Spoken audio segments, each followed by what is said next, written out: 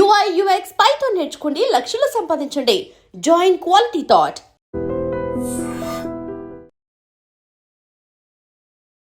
Welcome to 18 news. This is Pawan.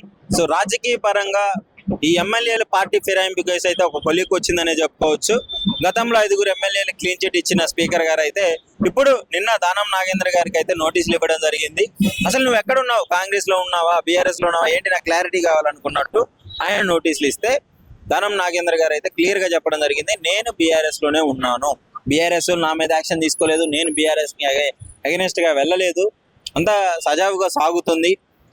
మరి Congress party మీటింగ్లకి ఎందుకు వెళ్తున్నావు, కాంగ్రెస్ పార్టీ మీటింగ్లకి కండాలకి ఎందుకు కప్పుకున్నావు కండాలు అని అంటే అది నా వ్యక్తిగతమైన విషయము, దానికి ఈ బీఆర్ఎస్ కి సంబంధం లేదు అనే విధంగా అలాంటి వైఖరి దానం నాగేంద్ర గారి దగ్గర కనబడుతుంది.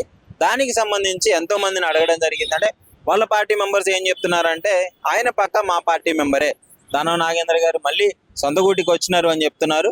బీఆర్ఎస్ వాళ్ళైతే పార్టీని మోసం చేసి వెళ్ళిపోవడము, కన్న తల్లిని మోసం చేసినట్టే అని చెప్పేసి వాళ్ళ వైఖరి కనిపిస్తుంది. ఇవన్నీ పక్కన పెట్టి ఒకవేళ రాజీనామా చేస్తాడా, లేదు అనర్హత వేటు పడితే 6 సంవత్సరాల వరకు పోటీ చేయకుండా ఉంటాడనే విషయం గమనంగా మారింది. దీనికి సంబంధించి అసలు ఆయన ఇండివిజువల్ గా అసలు ఏ పార్టీకి సంబంధం లేకుండా ఇండిపెండెంట్ గా పోటీ చేసినా కానీ పక్కా గెలిచే అభ్యర్థి అనేది చెప్తున్నారు. సో దానికి సంబంధించి పార్టీ మెంబర్స్ అయితే ఒకసారి అడిగి తెలుసుకుందాము, పబ్లిక్ ఏమనుకుంటున్నారు. అన్న నమస్తే అన్న, ఇప్పుడు సుప్రీం కోర్టు స్పీకర్ గారికి పక్కా ఆదేశాలు ఇచ్చింది. అనర్హత వేటుపడ్డ ఎమ్మెల్యేల గురించి నాకు క్లారిటీ ఇచ్చి క్లీన్ చిట్ కావాలి.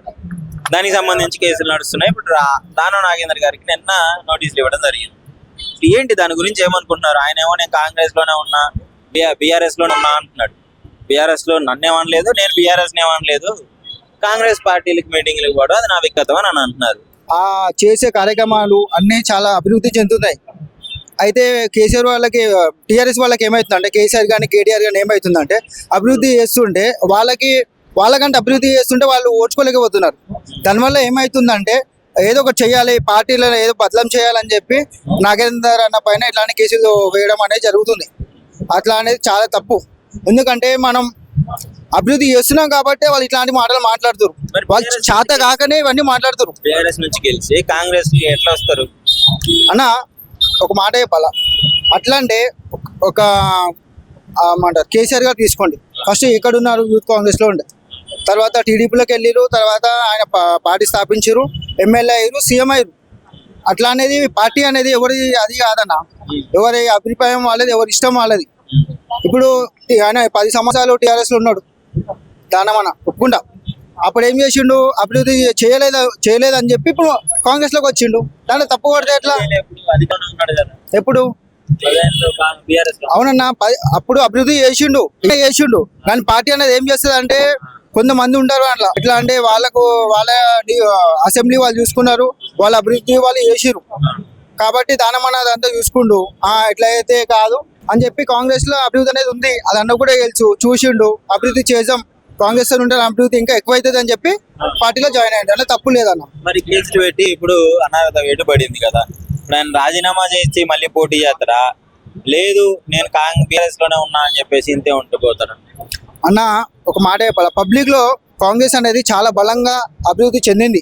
మీరు చూసిరు, కంటోన్మెంట్ లో చూసిరు, మన జూబ్లీలో చూసిరు, చాలా అభివృద్ధి చెందింది. దానమన్న కాంగ్రెస్ నుంచి ఒకవేళ అట్లా జరిగినా మళ్ళీ పోటీ చేస్తాడు 100కి 100%. పోయినసారికి వచ్చిన దానికంటే డబుల్ మెజారిటీతోనే ఆయన గెలుస్తాడు. ఆ నమ్మకం మాకుంది, కాంగ్రెస్ పార్టీకి ఉంది, 100% గెలుస్తాడు ఆయన. ఏంటి దానం నాగేంద్ర గారు ఇప్పుడు బీఆర్ఎస్ లో ఉన్నట్ట, కాంగ్రెస్ లో ఉన్నట్ట, ఏంటి అసలు ఆయన పరిస్థితి ఏంటి? దానం నాగేందర్ గారు అన్నది కాంగ్రెస్ పార్టీకి ఆయన ఒక కంచుకోట అన్నట్టు, ఇప్పటి నుండి అయినా కానీ కాంగ్రెస్ పార్టీకి ఆయన నిమిలమై ఉన్నాడు. ఆయనని బీఆర్ఎస్ వాళ్ళు అన్నది ఆయన మళ్ళీ తర్వాత ఆయన మీద ఎటువంటి కేసులు ఏమైనా ఉన్నాయి అవన్నీ చెప్పేసి ఆయనని ఏదో ప్రలోభ పెట్టి ఆయనని బీఆర్ఎస్ పార్టీలోకి తీసుకున్నారు. ఇప్పుడు ఆయన మళ్ళీ ఆయన సొంత పార్టీ ఏదైనా కానీ ఎప్పుడైనా కానీ ఎవరైనా కానీ పుట్టినప్పుడు అమ్మ పాలు తాగింది ఎవరు మర్చిపోరు. ఆ పాలు తాగినప్పుడు అన్నది ఎప్పటికైనా కానీ ఆ ప్రేమ అన్నది ఉంటుంది. మాకు ఇప్పుడు మేము అమ్మని ఎంత నమ్ముతామో మా పార్టీని అంత నమ్ముతాము.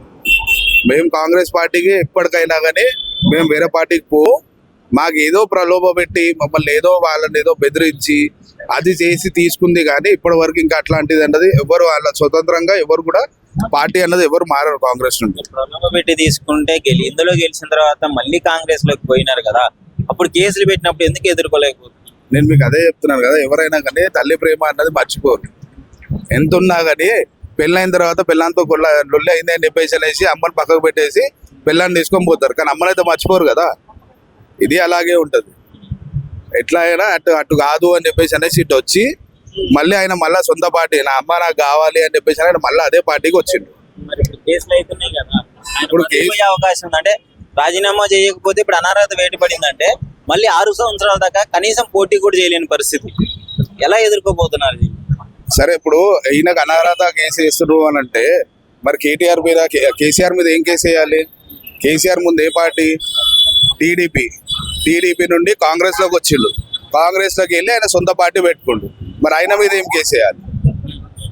ఇప్పుడు దానం నాగేంద్ర గారి మీద వేస్తున్నారు అంటున్నారు, సరే ఒప్పుకుంటాము. ఆయన మీద వేసినా కానీ వీళ్ళ మీద ఇప్పుడు మళ్ళీ మరి కేటీఆర్ మీద ఏం కేసు వేయాలి? కేసీఆర్ గారి మీద ఏం కేసు వేయాలి? ఆయన కూడా పార్టీ మారి వచ్చిండే కదా. ఆయన దగ్గర ఇప్పుడు ఉన్న వాళ్ళు ఎంతమంది ఉన్నారో అంతమంది అందరూ పార్టీలు చేంజ్ అయ్యి వచ్చిన వాళ్ళే. ఎవరు సొంత పార్టీలో ఉన్న వాళ్ళని, సొంత పార్టీ మన తెలంగాణ కోసం అని కొట్లాడిన వాళ్ళని ఎవరిని దేకిరు? ఎవరిని చూసారు మీరు? ఇప్పటికి 17 సంవత్సరాల నుండి నేను పార్టీలో ఉన్నాను. ఇప్పటి వరకు నాకు పదవి అన్నది మన పదవి కోసం ఆశించలేం, పార్టీ కోసం చేస్తున్నాం.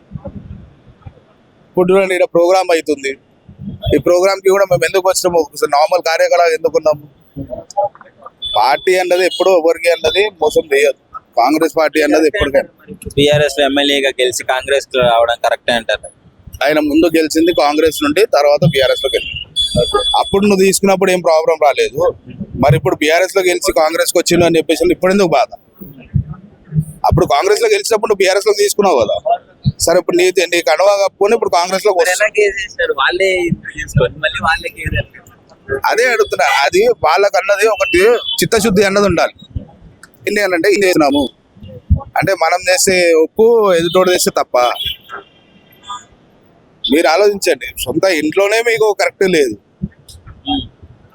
మీ చెల్లెనే కన్నీళ్ళు పెట్టుకొని ఏడ్చుకుంటూ కూర్చొని నేను ఇట్లా చేస్తున్నాము, నన్ను మా వాళ్ళు ఇట్లా చేసిర్రు అని చెప్పేసి నీ సొంత చెల్లెలే, బయట వాళ్ళది అవసరం లేదు. సొంత చెల్లెలే నీ మీద అంతా ఉంటే నువ్వు ఇంట్లోనే కరెక్ట్ లేవు, బయట ఏమి వెళ్తావు? మొదటి నాగేందర్ గారు రాజీనామా చేసినా సరే మళ్ళీ గెలిచే సత్తా ఉందా లేదా? 101% ఖైరతాబాద్ అన్నది దానం నాగేందర్ అన్నకి పీజీఆర్ గారి తర్వాత దానం నాగేందర్ అన్న కంచుకుంటారు. దాని ప్రకారంగా ఉంటుంది ఖచ్చితంగా. ప్రతిరోజు సిట్కి వెళ్ళాలా, స్టేట్మెంట్ ఇచ్చి రావాలా. దానికి ఏమంత ఇంపాక్ట్ చూపిది అంటారు బీఆర్ఎస్ ప్రభుత్వం చేసే? ఏమి చూపేది, ఓన్లీ టైం పాస్ చేస్తారు అంతే. వాళ్ళు మంచి మైండ్ డైవర్ట్ చేస్తారు. మంచి మైండ్ డైవర్ట్ చేయడానికి మంచి నడిచే గవర్నమెంట్ ఏదో తప్పుతో పట్టించేసి ప్రాబ్లం పెట్టాలని చూస్తారు. మీ అభిప్రాయం ఏంటి? ఇప్పుడున్న బీఆర్ఎస్ ప్రభుత్వం అపోజిషన్ లో ఉండి కరెక్ట్ గా అపోజిషన్ చేయాల్సిన పాత్ర చేస్తుందంటారా, లేదంటే కేసులు పెట్టుకుంటూ ఈ విధంగా చేస్తుందంటారు? చేయలేదు, ఎందుకంటే కేసీఆర్ ఆరోగ్యం బాగలేదు. అతను మంచిగా ఉన్నప్పుడు బాగుండేది. అతను లేడు. ఆపోజిషన్ లో మాట్లాడే వ్యక్తి ఎవరు ఉన్నారు? ఎవరన్నా ఉన్నారా? అతను వాయిస్ వాళ్ళకొని వచ్చిందా? పొద్దున్న లేసే తిట్టడం, అతను రేవంత్ రెడ్డి గారు ఇట్లా అన్నాడు, అట్లా అన్నాడు, అది అన్నాడు, ఇదే ఉంది పొద్దున్న లేస్తే. కానీ పనికి వచ్చే పని ఒక్కటి చేయటం బీఆర్ఎస్ వాళ్ళు. అంతా టైం వేస్ట్, అంతా ఏది పనికి వచ్చేది కాదు. ఇంకా ముందు చాలా ఉంది ఎలక్షన్. కామెంట్ ఏంటంటే అసలు బీఆర్ఎస్ లో గెలిచి మీరు కాంగ్రెస్ లోకి ఎట్టబోతారు, రాజీనామా చేసి వెళ్ళి కావాలంటే అప్పుడు నేర్పించుకోండి మీ బలం ఏందో అని అన్నారు. మన నాగేందర్ గారు ఒకవేళ కోర్టు నిర్ణయం, కోర్టు నిర్ణయం వల్ల ఉంటుంది. ఒకవేళ అతను ఏది అయినా కూడా మళ్ళీ ఎలక్షన్ పెడితే గెలవడం మాత్రం ఖాయం. 100%. ఆ టాలెంట్ ఉన్నది, ఆ వర్త్ ఉన్నది. అతను ఒక గ్రౌండ్ వర్కర్. పార్టీ నటు పెట్టుకొని గెలిచినారు అని చెప్పేసి ఒకప్పట్లో పీజీఆర్ అనుచరుడు ఆయన. పీజీఆర్ పోలికలు కొంచెమని వస్తారు, అనుచరుడు రావా? పీజీఆర్ అనుచరుడు ఆయన. మా గుర్రం కృష్ణ యాదవ్ అంతా ఆయన అనుచరులు అంతా. కాబట్టి ఫ్యూచర్ ఉంది వాళ్ళకి, మళ్ళీ గెలుస్తారు. దానికి ఇబ్బంది పడే అవసరమే లేదు. మరి ఏంటి ఇప్పుడు వైఖరి ఎలా ఉంది బీఆర్ఎస్ ప్రభుత్వం వైఖరి? ఏం బాగా టైం పాస్, పొద్దున్నే టైం పాస్ వల్ల కావాలా? మా మీద బురద జల్లాల, కాంగ్రెస్ పార్టీ మీద బురద జల్లాల. ఏమనంటే ఆ కేటీఆర్ ఏమో మా రాహుల్ గాంధీ మీద పడ్డాడు. రాహుల్ గాంధీ అదన్నాడు, రాహుల్ గాంధీ ఇది అన్నాడు. రాహుల్ గాంధీ ఎక్కడ, నువ్వు ఎక్కడ? రాహుల్ గాంధీ ఎక్కడ మనిషి, నువ్వు ఎక్కడ? రాహుల్ గాంధీ ఆయన అన్ని సెంట్రల్లో మెయింటైన్ చేసే మనిషిని పట్టుకొని ఇది ఇక్కడ అన్ని చిల్లర మాటలు మాట్లాడి చిల్లర వేషాలు వేస్తున్నాడు. అంత ఇంకేముంది? ఆయనకున్న స్థాయి ఇక్కడ, ఈయనకున్న స్థాయి ఇక్కడ. ఓ స్టేట్ ముఖ్యమంత్రి కొడుకు. కాకపోతే మొన్న వచ్చాడు. రాహుల్ గాంధీ ఎప్పటి నుంచి ఉన్నాడు? వాళ్ళ తాతలు ముత్తాతల నుంచి పార్టీ మెయింటైన్ చేస్తారు కాబట్టి అతనుకున్న వాడు అతను కూడా చెప్తే అన్ని అంత నాటకాలు, ఇదంతా బీజేపీ నాటకాలు ఇవన్నీ ఉచ్చుకోలు పడమన్నమాట. వాళ్ళు డైరెక్ట్ గా అనలేకపోవడం. నమస్కారం అన్న. నమస్కారం. అన్న, ఇప్పుడు ఎమ్మెల్యేల ప్లేట్ ఫిరాయింపుల గురించి, పార్టీ ఫిరాయింపుల గురించి సోషల్ మీడియాలో ఎప్పటి నుంచో కేసు నడుస్తుంది కదా. ఇప్పుడు నాగేంద్రం గారికి నిన్న దాన నాగేంద్ర గారికి నోటీసులు ఇవ్వడం జరిగింది స్పీకర్. దాని గురించి ఏమనుకుంటున్నారు? అంటే పొలిటికల్ ఇష్యూస్ లో ప్లేట్ ఫిరాయించడం అనేది స్టార్ట్ చేసింది అసలు టిఆర్ఎస్ పార్టీ. అప్పుడు టిఆర్ఎస్, ఇప్పుడు బిఆర్ఎస్. అప్పుడు ఫిరాయింపులు జరిగినాయి కదా, మరి ఆ రోజు రాని స్పందన ఈ రోజు ఎందుకు వస్తుంది? First point.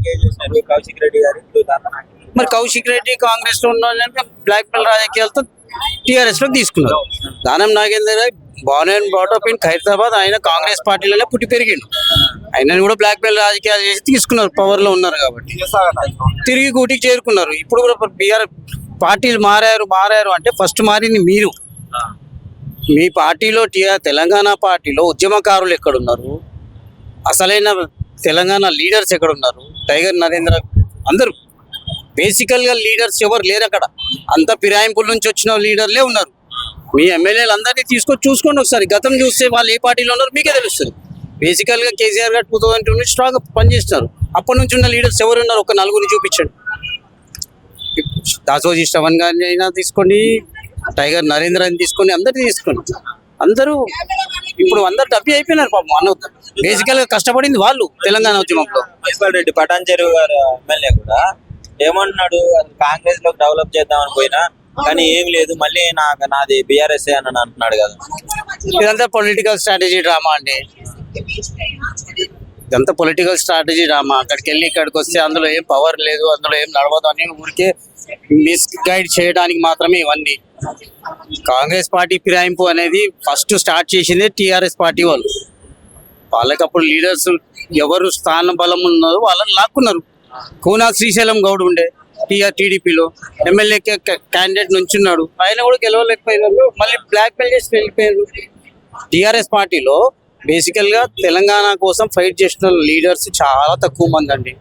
మొత్తానికి ఇప్పుడు దాన నాగేంద్ర గారు రాజీనామా చేస్తారంటారా, లేదంటే ఒకవేళ అనర్హత వేటు పడితే మళ్ళీ 6 సంవత్సరాల దాకా పోటీ చేసే అవకాశం ఉండదు కదా? అది స్పీకర్ నిర్ణయిస్తారండి. సుప్రీంకోర్టు ఆర్డర్స్ ప్రకారం స్పీకర్ నిర్ణయిస్తారు. దానికి కట్టుబడే ఉంటారు వాళ్ళు కూడా. దానం నాగేందర్ గారు ఓన్ గా ఏమైతే చెప్పారు కదా, అకార్డింగ్ టు రూల్. ఆయన బేసికల్ గా కాంగ్రెస్ లీడర్ అండి. ఆయన వెళ్ళిపోయినా ఇండిపెండెంట్ గా నుంచినా కూడా గెలిచిపోతారు ఆయన, అందులో డౌటే లేదు. ఆ విషయంలో మనం వెనకాలకి పోవాల్సిన అవసరం లేదు. కాంగ్రెస్ వ్యక్తి దాన నాగేంద్ర గారు బేసికల్ గా కాంగ్రెస్ లీడర్ ఆయన. బేసికల్ గా కాంగ్రెస్ లీడర్. ఫిరాయింపు అంటున్నారు. ఎంతమంది లేరండి టీఆర్ఎస్ లో? ఒకసారి మీరే ఆలోచించుకోండి. మీరు ఒక ఏరువేటి చూపించే ముందు ఫస్ట్ మనం సరిగ్గా ఉన్నామా లేదా చూసుకోవాలి. మనం ఎంతమంది ఫిరాయింపు లీడర్లను తీసుకున్నాం? మనం తీసుకోకపోతే ఈ క్వశ్చన్ వేయొచ్చు, రైట్? మీరు ఈ క్వశ్చన్ వేసే ముందు మీరు కరెక్ట్ ఉన్నారా చూసుకోండి. మీరు ఎంతమందిని తీసుకున్నారు అది మీకు కూడా తెలుసు, వాళ్ళకు వచ్చిన వాళ్ళకు కూడా తెలుసు.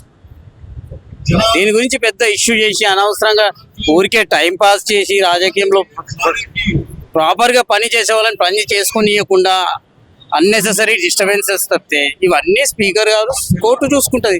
దాని గురించి మీరు ఇంత కష్టపడాల్సిన అవసరం లేదు. లోకల్ గా వర్క్స్ ఉంటే వర్క్ చేసుకోండి. ఇక్కడ పెట్టే టైమే అక్కడ పెట్టుకోండి. పార్టీ డెవలప్ అవ్వడానికి పెట్టుకోండి. వాళ్ళ మీద ఎందుకు ఏడవడం? నిజంగా ప్రస్తుతం ఉన్నటువంటి సమాజం దేనికి ప్రయారిటీ ఇస్తుంది? ఆర్థిక సంబంధాల చుట్టూ మాత్రమే తిరుగుతోంది. మళ్ళీ ఎన్నికలంగానే చాలా విరక్తి కలుగుతున్నాం. మంచి అనిపిస్తుంది కదా, లేడీస్ కూడా ఛాలెంజింగ్ జాబ్స్ చేసినప్పుడు చాలా బాగుంటది. ట్రాఫిక్ అసిస్టెంట్స్ గా నియమించిన ట్రాన్స్జెండర్స్ అందరితో సాల్యూట్ చేయించుకుంటున్నారు. ఫుడ్ డెలివరీ ఇవ్వటానికి వెళ్ళినటువంటి డెలివరీ బాయ్ అనిల్ పై కళ్ళ ముందు